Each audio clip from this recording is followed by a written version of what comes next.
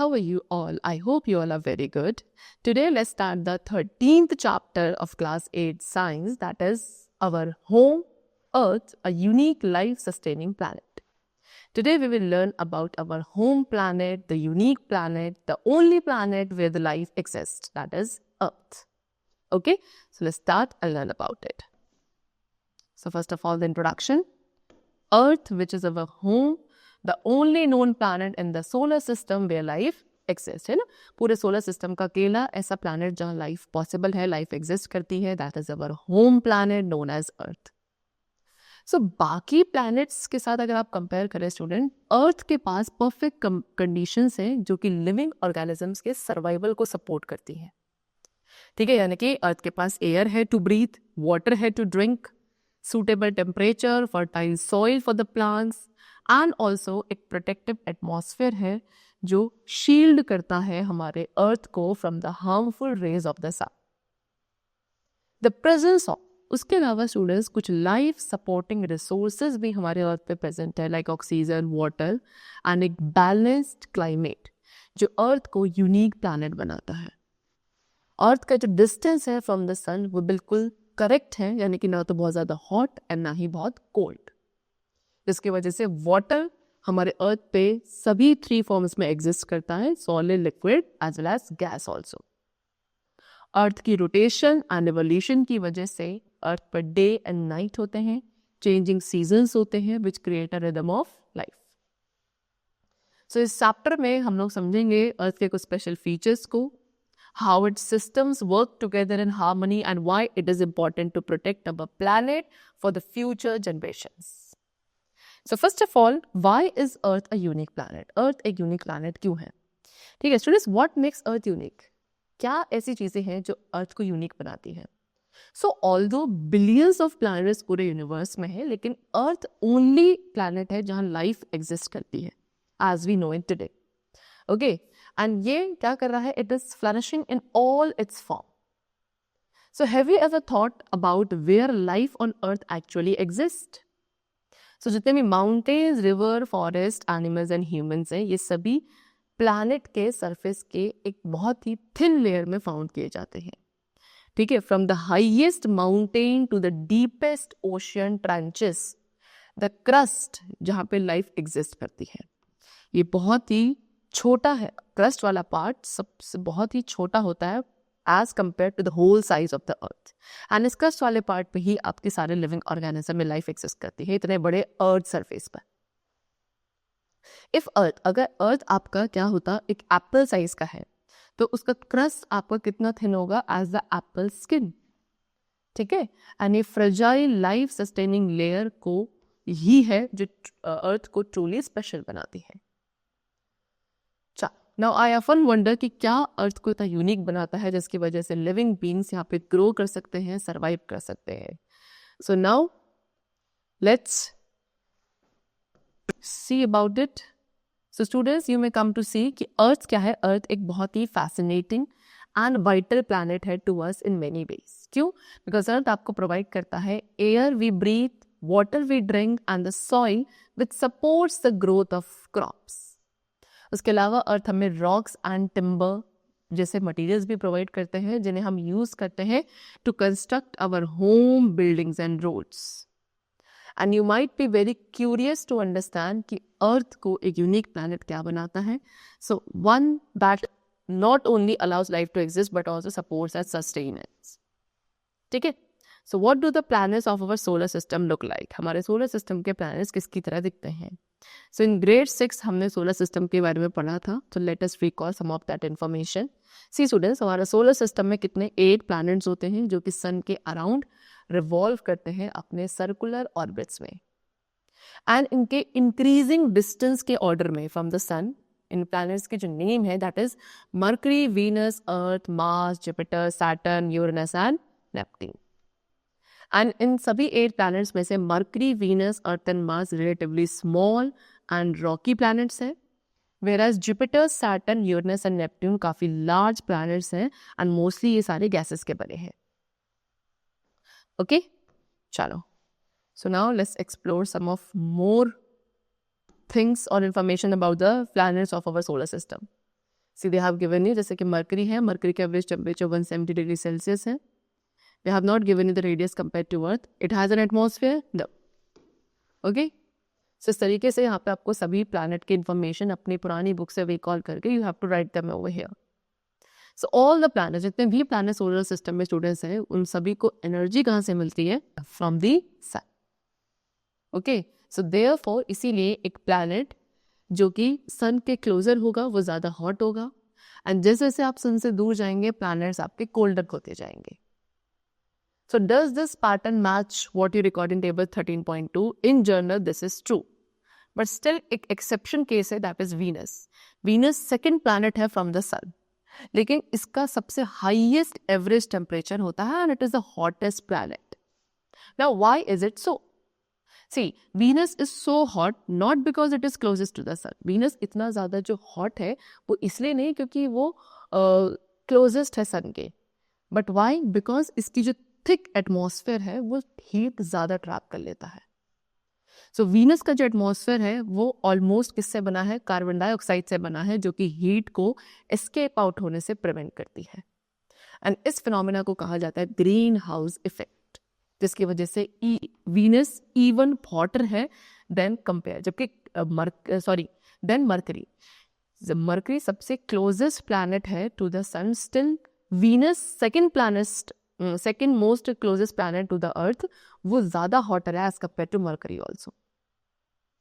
Then earth पर जो gases हैं लाइक कार्बन डाइऑक्साइड है ना एटमॉस्फेयर के अंदर, ये भी हीट को ट्रैप करती हैं. क्या करके? रेडिएशंस को एब्जॉर्ब करके, जो कि वार्म सरफेस के थ्रू रिलीज करी जा रही हैं. एंड इस तरीके से ग्रीन हाउस इफेक्ट क्या करता है? हमारे प्लैनेट पे लाइफ के लिए जो एक राइट टेम्परेचर चाहिए उसे मेंटेन करता है. Now see, what makes the earth suitable for the life to exist? So number one, we have position of the earth. See, सबसे primary reason कि earth life को support करता है, that is its distance from the sun. Okay? यानी कि earth एक right distance पे है जहाँ पे temperature allow करता है water को exist करने के लिए in liquid form also. यानी कि earth अगर sun के ज़्यादा closer होता तो बहुत ज़्यादा hot होता, ठीक है, जिसकी वजह से सारा water evaporate हो जाता. एंड अगर अर्थ सन से बहुत ज़्यादा दूर होता तो बहुत ठंड होती, जहाँ पे सारा वाटर फ्रीज हो जाता. तो ऐसे एक्सट्रीम कंडीशंस में ज़्यादातर जो लाइफ फॉर्म्स है, specially plants, animals and humans, ये ग्रो नहीं कर पाती. They would not be thrive over there. So although कुछ माइक्रोब्स हैं जैसे कि सर्टेन बैक्टीरिया, ये फ्रोजन एनवायरनमेंट में भी सर्वाइव कर लेते हैं, लेकिन लिक्विड वाटर एसेंशियल है लाइफ के लिए as we know it to evolve.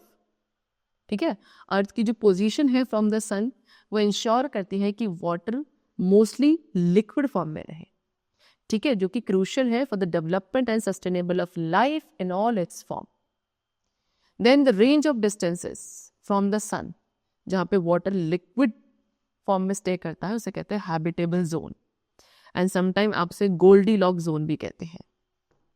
Okay, see, have you also learned in social science कि most of the earth surface is covered with water? Okay, so this is why. इसीलिए क्योंकि अर्थ का most of the surface water से covered है, इसलिए जब अर्थ को space से ऑब्जर्व किया जाता है तो अर्थ ब्लूइश कलर का अपीयर होता है due to the vast amount of water. ठीक है, जिसकी वजह से अर्थ को ब्लू प्लैनेट नेम से भी जाना जाता है.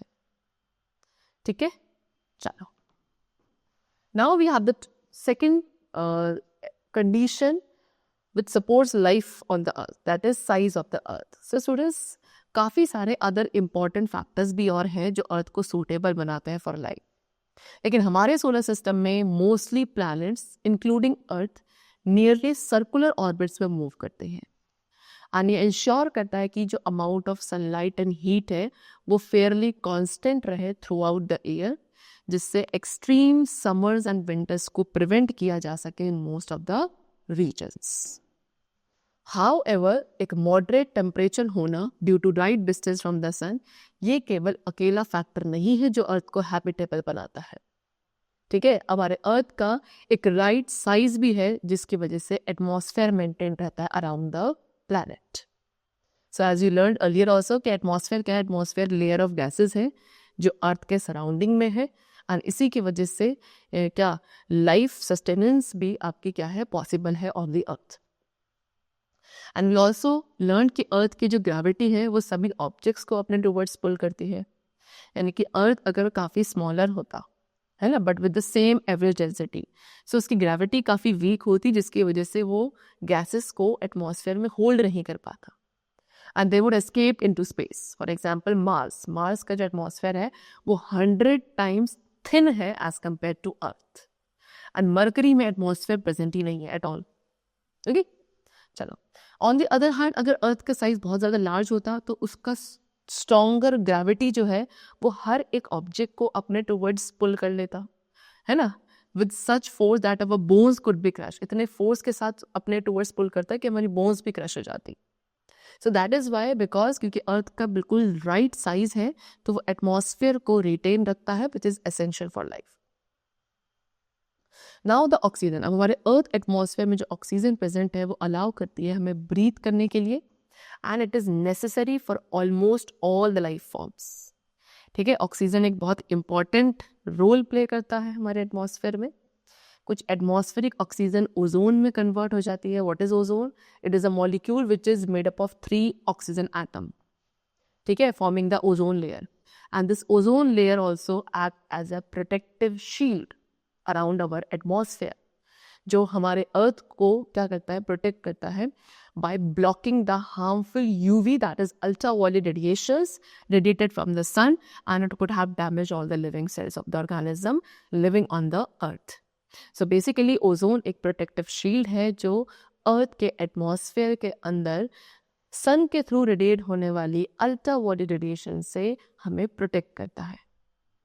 Okay, Now, ancient scientific wisdom. See, India's Mangalyaan, India का जो मंगलयान था जिसको मार्स ऑर्बिटर मिशन कहते हैं, इसको लॉन्च किया गया था 2013 में by the Indian space research organisation ISRO, and it marked a very significant step in exploring Mars. ठीक है, इसके थ्रू कुछ इंस्ट्रूमेंट्स को कैरी किया गया था जो डिज़ाइन किए गए थे कि हम उस प्लैनेट के एटमॉस्फेयर को स्टडी कर पाए, सरफेस को, and evidence of past water. अब कुछ इनमें से ऐसे टूल्स थे जिन्होंने साइंटिस्ट की हेल्प करी to investigate important questions, such as कि मार्स आपका एवर कैपेबल है लाइफ को सपोर्ट करने के लिए या नहीं. तो मंगलयान ने क्या करा, वर्ल्ड को डेमोन्स्ट्रेट किया कि इंडिया एडवांस स्पेस साइंस को कंडक्ट कर सकती है एफिशिएंट लो कॉस्ट टेक्नोलॉजी का यूज़ करके, जिसकी वजह से हम मार्स को और क्लोजली एक्सप्लोर कर पाए to all of us. Next we have magnetic field of the earth. So students in grade 6 we learned कि कैसे एक freely suspended magnet हमेशा एक fixed direction में point करता है, because earth itself behaves like a giant magnet. So as we have discussed in chapter 4 कि जो एक magnet के around area होता है जहाँ पे उसका influence feel किया जा सके, that is called magnetic field.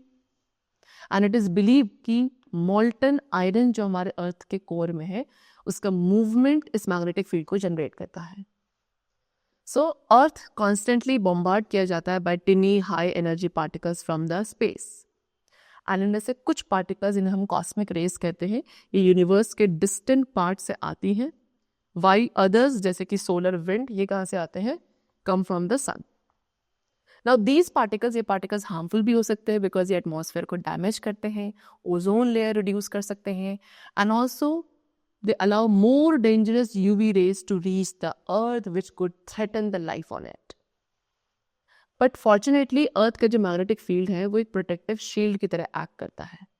ये इनमें से काफ़ी सारे harmful particles को deflect कर देता है जिससे हमारा atmosphere preserve रहता है, and planet पर earth as a planet पर जो life है वो safe रहती है. earth की जो unique position है solar system में, इसकी वजह से liquid water हमारे अर्थ पे एग्जिस्ट करता है. Then combined with its size, atmosphere and magnetic field, ये सभी फैक्टर्स कंट्रीब्यूट करते हैं अर्थ को एक ऐसा प्लैनेट बनाने पे जहां लाइफ डेवलप हो सकती है and also it could thrive. Next we have the topic that what allows life to be sustained on Earth. Say students, Earth के पास राइट कंडीशंस है फॉर द लाइफ, लेकिन ये इंट्रिकेट कनेक्शंस है living and non living things के बीच में जो लाइफ को फ्लरिश होने में अलाउ करते हैं. इन grade 6 and 7 you learn about the essential natural resources जैसे कि air, water, sunlight, soil and minerals. And also हमने वहाँ पे कुछ इंपॉर्टेंट लाइफ प्रोसेसेस को डिस्कस किया था प्लांट्स एंड एनिमल्स में. So now let us examine कि कैसे ये सभी एलिमेंट्स एक साथ वर्क करते हैं to support and sustain life on the earth. First of all we have air, water and sunlight.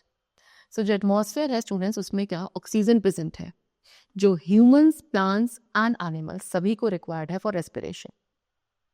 Sunlight के प्रेजेंस में प्लांट्स कार्बन डाइऑक्साइड का यूज करते हैं from the air and water का यूज करते हैं from the soil to prepare food through the process of photosynthesis. And इसी process के दौरान ऑक्सीजन गैस रिलीज होती है जो कि बाकी एनिमल्स एंड ह्यूमन बीइंग्स के लिए एसेंशियल है for the respiration process. Then radiation from the sun. Sun से जो रेडिएशंस आती हैं वो अर्थ को वार्मनेस प्रोवाइड करती हैं. अब इसमें से कुछ ऐसी हीट है जो हमारा एटमॉस्फेयर ट्रैप कर लेता है due to greenhouse effect. Although mild, but ये इफेक्ट टेम्परेचर को हाई एनफ रखता है for the water to remain in liquid form. ठीक है, आपने ग्रेड 7 में सीखा था कि कैसे हीट ट्रांसफर होता है बाय रेडिएशन. ठीक है, so without an atmosphere, atmosphere के बिना अर्थ हीट को लूज कर देता स्पेस में वापस और बहुत ज़्यादा कोल्ड हो जाता. सो इस तरीके से यहाँ पे जो ग्रीन हाउस इफेक्ट है वो हेल्प करता है हमारे अर्थ पे एक वार्म एंड स्टेबल क्लाइमेट को मेंटेन रखने के लिए. Next we have water. Water भी काफ़ी वाइटल है फॉर द लाइफ. हमारे अर्थ का ऑलमोस्ट 70% एरिया वाटर से कवर्ड है और it is found in pores, lakes, rivers, springs, seas, oceans and underground reservoirs.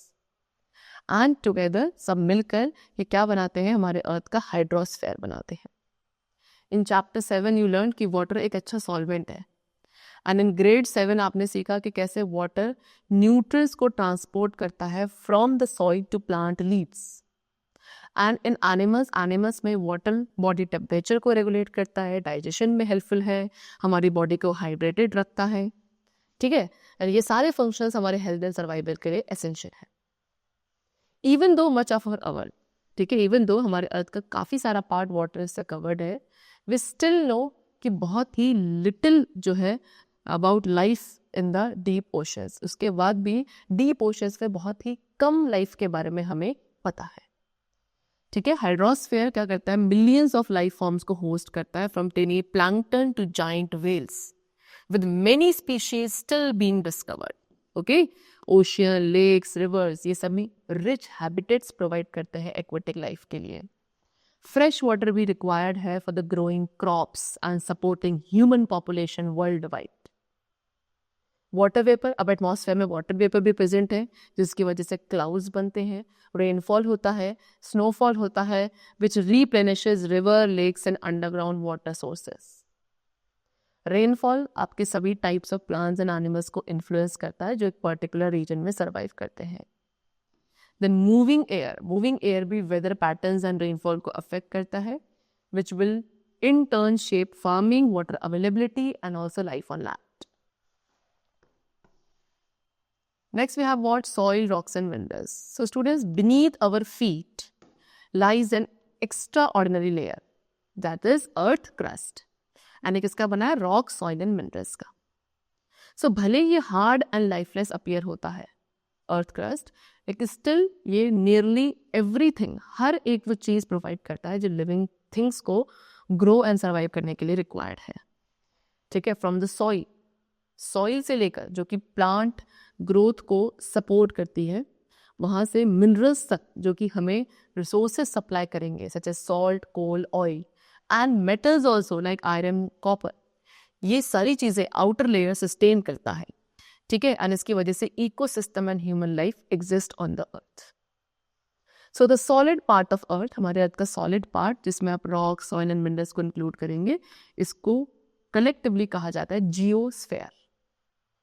Soil में सेम, अब सॉइल भले ही ऑर्डिनरी डर्ट की तरह दिखती हो लेकिन ये पैक्ड होती है न्यूट्रिएंट्स से such as nitrogen and potassium which are required by the plants to grow. And ये न्यूट्रिएंट्स आपके प्रोड्यूस किए जाते हैं रॉक्स के स्लो ब्रेकडाउन की वजह से and also the decomposition of plant and animal remains. Now there are many different types of, काफ़ी सारे different types के landforms, rock, soil and other features अर्थ पे present हैं.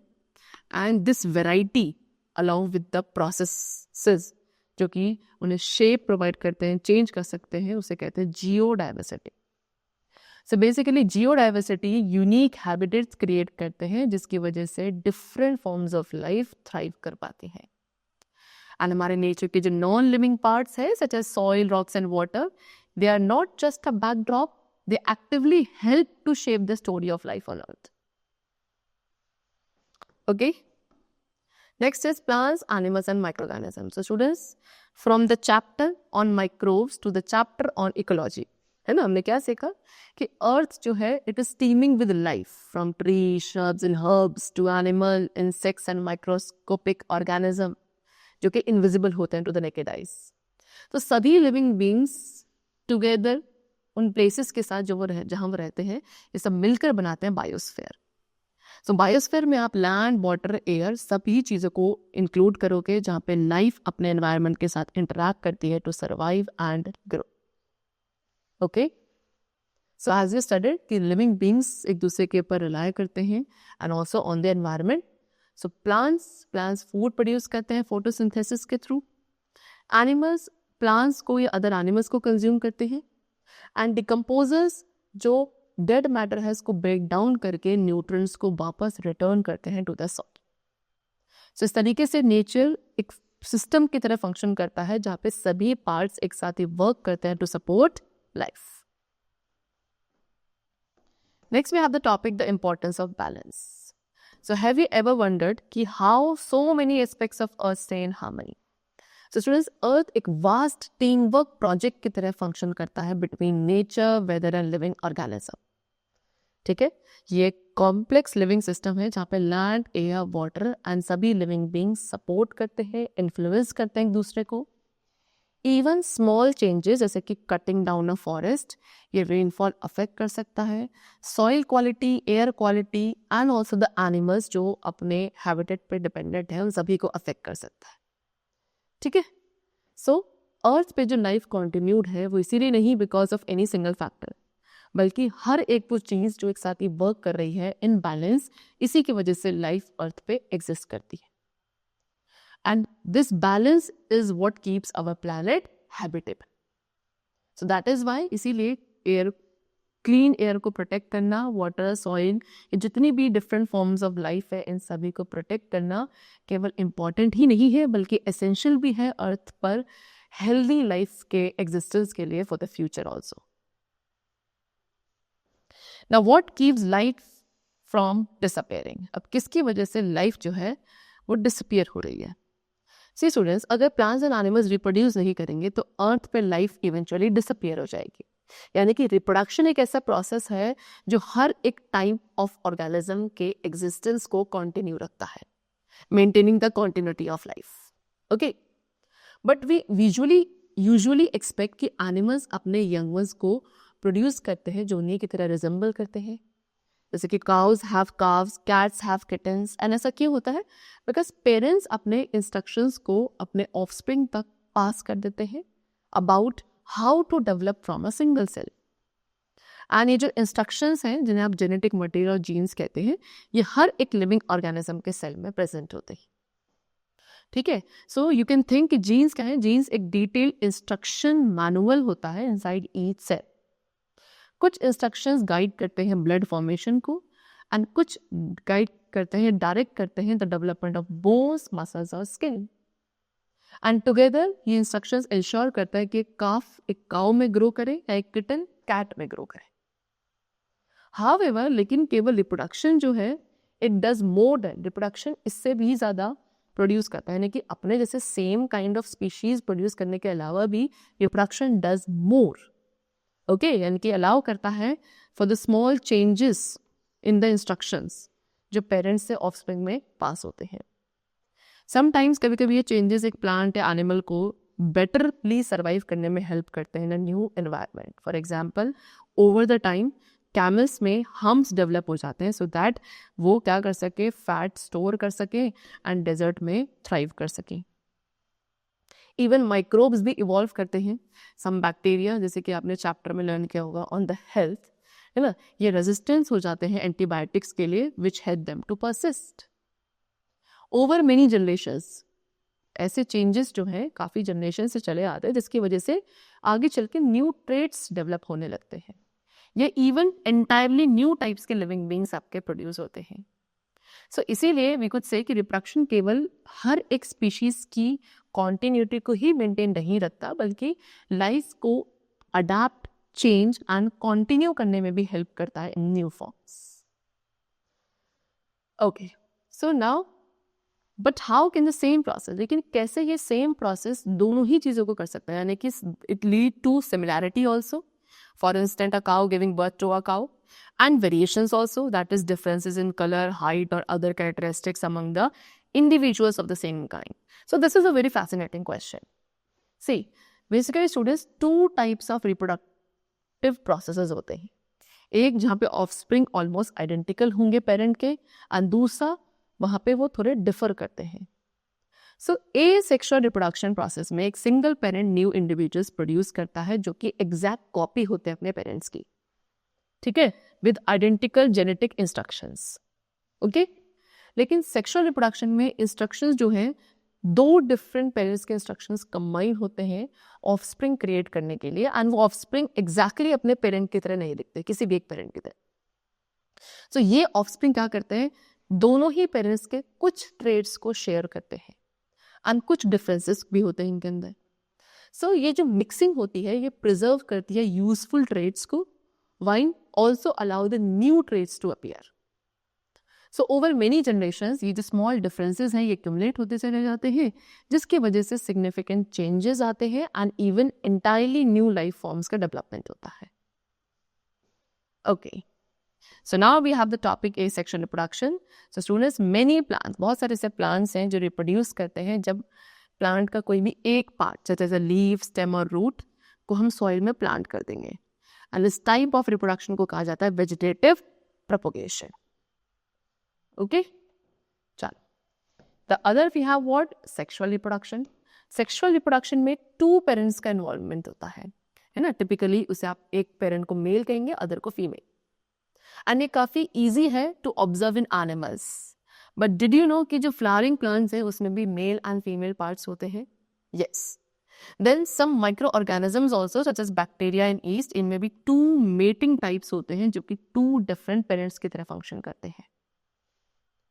Now special cells for reproduction. So you might wonder कि अगर दोनों ही parents अपने genetic material को contribute करते हैं एक new organism create करने के लिए, would not the offspring end up with double the genetic instructions? And would not this keep doubling with each generation? ठीक है, but this does not happen. Why? Because हर एक parent specialise reproductive cell produce करता है जिन्हें हम gametes कहते हैं. ओके, यानी गेमीट्स केवल half of the parent genetic material को कैरी करते हैं. सो जब male and female gametes combine होंगे वो एक न्यू सेल बनाएंगे जिसके अंदर एक कंप्लीट सेट ऑफ इंस्ट्रक्शन होगा, हाफ फ्रॉम ईच पेरेंट. ठीक है, यू मस्ट हैव सीन कि बेबीज एग्जैक्टली अपने मदर या फादर की तरह नहीं दिखते. इवन सेम फैमिली में जो सिबलिंग्स है वो भी डिफरेंट दिखते हैं फ्रॉम वन अनदर. ऐसा क्यों? बिकॉज हर एक बेबी जेनेटिक इंफॉर्मेशन के कॉम्बिनेशन को रिसीव करता है from both the parents through their gametes. And each gamete, हर एक गेमीट एक यूनिक सेट ऑफ इंस्ट्रक्शन को कैरी करेगा for the traits such as eye colour, hair type and many more. So when the sperm and egg, जब sperm and egg combine होकर baby produce करते हैं, ये इंस्ट्रक्शंस डिफरेंट वेज में mix हो जाती है.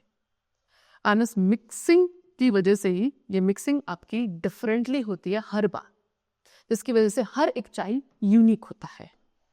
Okay, and that is why ये एक रीजन है कि वन चाइल्ड में inherit a nose resembling like the mother, कि एक फैमिली में एक बच्चे की जो नोज है वो उसकी मदर की तरह रिजेंबल करती है, वाइल उसी फैमिली में जो अदर चाइल्ड है उसकी जो आईज है वो अपने फादर से सिमिलर है. सो ये डिपेंड करता है कि ये पेरेंट्स के कौन से इंस्ट्रक्शन, कौन से पार्ट से, ठीक है, जो इंस्ट्रक्शन बुक से आपस में मिक्सड हुए हैं.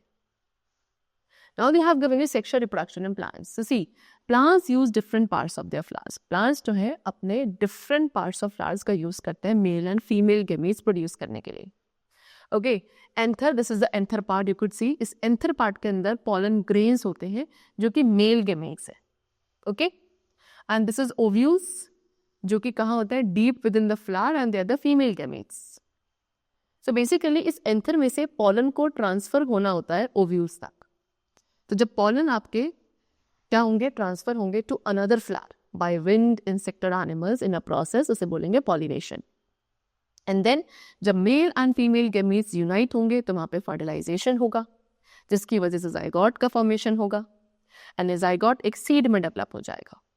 Okay, then the fleshy part, flower का फ्लेशी पार्ट जो ओव्यूल के सराउंडिंग में है, it grows into a fruit.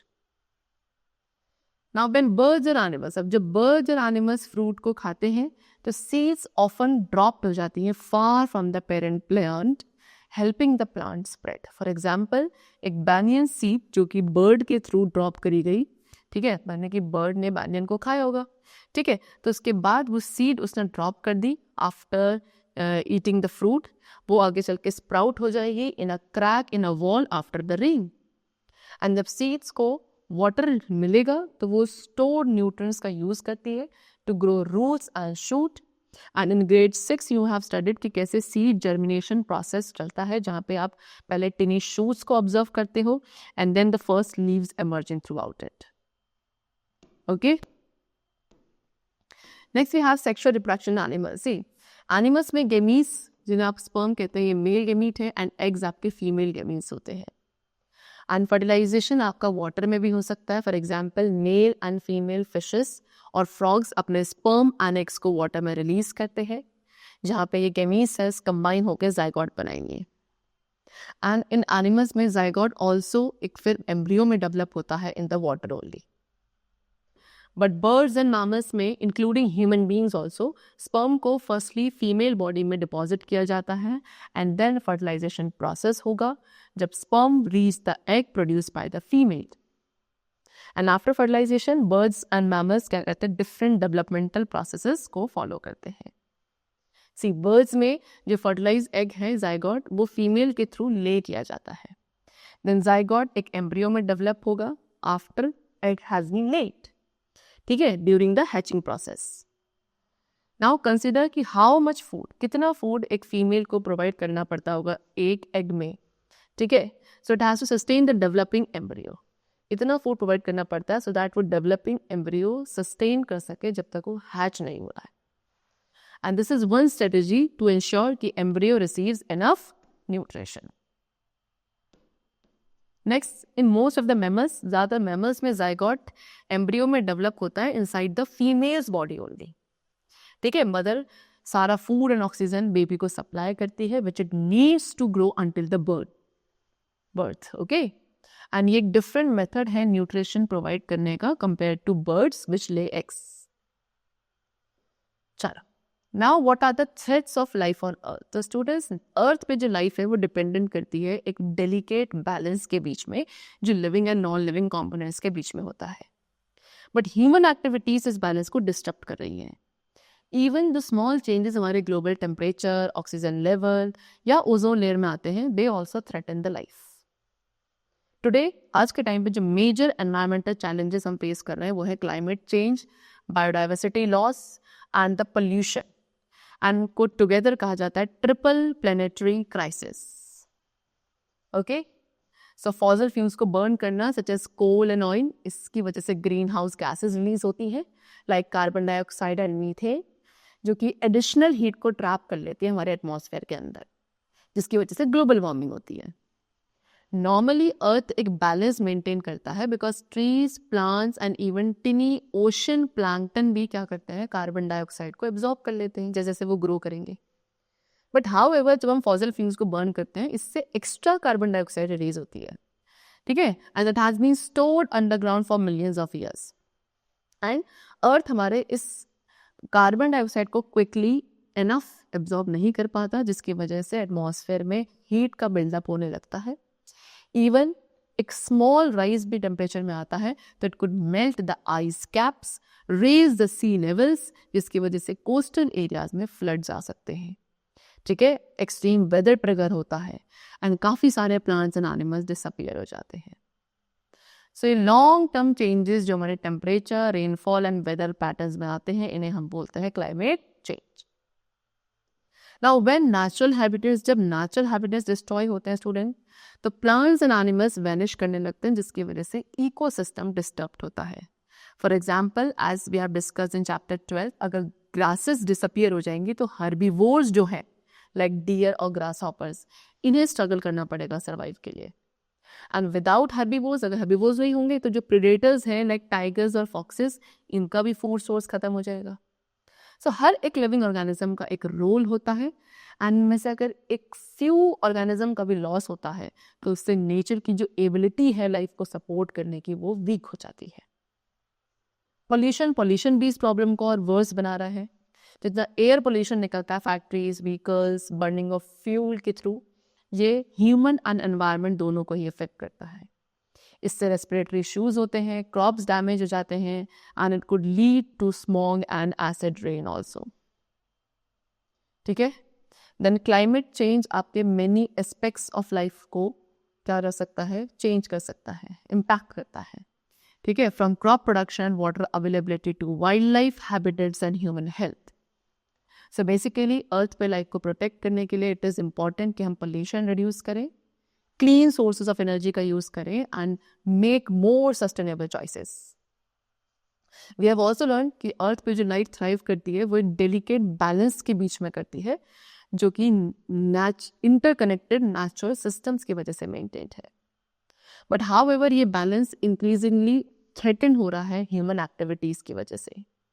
Even जो स्मॉल चेंजेस हैं सच एज स्लाइट डिक्रीज और increase in oxygen level, minor shifts in global temperature और a small reduction in atmospheric ozone, ठीक है, ये लाइफ को, जो लाइफ है अर्थ पे, उसको रिस्क पे ला सकता है.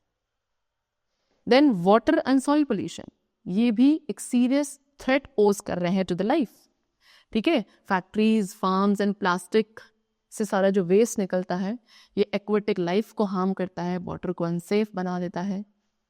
फर्टिलाइजर्स का excessive use, improper waste disposal, ये सब सॉइल को पोल्यूट करता है, क्रॉप प्रोडक्शन को कम कर देता है, एंड हार्मफुल सब्सटेंसेस स्प्रेड होते हैं through the food chain. So इन रिसोर्सेज को प्रोटेक्ट करना क्या है, it is required to better waste management and sustainable farming practices. यानी कि अगर आप इन रिसोर्सेज को प्रोटेक्ट करना चाहते हैं तो इसके लिए आपको वेस्ट मैनेजमेंट बेटर तरीके से करना है, एंड सस्टेनेबल फार्मिंग प्रैक्टिसेस को हमें फॉलो करना चाहिए. So as we have seen कि जितना भी अर्थ सिस्टम है, hydrosphere, biosphere, atmosphere and geosphere, ये सभी इंटरकनेक्टेड है. सो इनमें से किसी भी एक को अगर डैमेज होता है तो बाकी अदर्स पे भी उसका इफेक्ट आता है. सो क्लाइमेट को प्रोटेक्ट करना है तो उसमें क्या करना पड़ेगा, ग्रीन हाउस गैस एमिशंस को रिड्यूस करना पड़ेगा. कैसे? By using renewable energy sources like solar and wind energy. Then we could improve the energy efficiency, and also we should adopt environmentally friendly ways of travel. ठीक है. Then हमें biodiversity को preserve करना है, वो भी एसेंशियल है, because diverse ecosystem ज़्यादा स्ट्रॉन्ग एंड ज़्यादा बैलेंस्ड होते हैं. लोकल कम्युनिटीज भी एक इम्पॉर्टेंट रोल प्ले करती हैं नेचुरल रिसोर्सेज को सस्टेनेबली यूज करने में. So for that everyone can contribute, है ना, हम सभी और कंट्रीब्यूट कर सकते हैं इन चीज़ों के लिए. कैसे? जैसे कि जो आपके आइटम्स होते हैं such as clothes and plastic, इनको आप रीयूज, रिपेयर एंड रिसाइकल कर सकते हैं, जिससे पोल्यूशन एंड वेस्ट रिड्यूस होगा. फिर कुछ स्मॉल एक्शंस हैं like saving energy and water, ये भी एक बहुत बड़ा इम्पैक्ट क्रिएट कर सकता है कलेक्टिवली. ठीक है. Then learning more, sharing knowledge and encouraging others also help. ठीक है. So in conclusion what we say कि लाइफ पे जो सस्टेनेंस है, सस्टेनिंग लाइफ ऑन अर्थ, इसमें क्या हर एक पर्सन से कुछ ना कुछ एक्शंस की रिक्वायरमेंट होती है, from the local communities to global leaders. जब हम सभी एक साथ ही वर्क करेंगे, रिस्पॉन्सिबली रहेंगे, तो हम इस यूनिक प्लैनेट को और इसके फ्यूचर को क्या कर सकते हैं, सिक्योर कर सकते हैं. The chapter is completed over here, and I hope that you must have understood it very carefully and will try on your own level to protect and conserve the environment of the earth to sustain the life on it forever. Now let's meet very soon. Till then, keep learning well, take care of yourself, and thanks to everyone.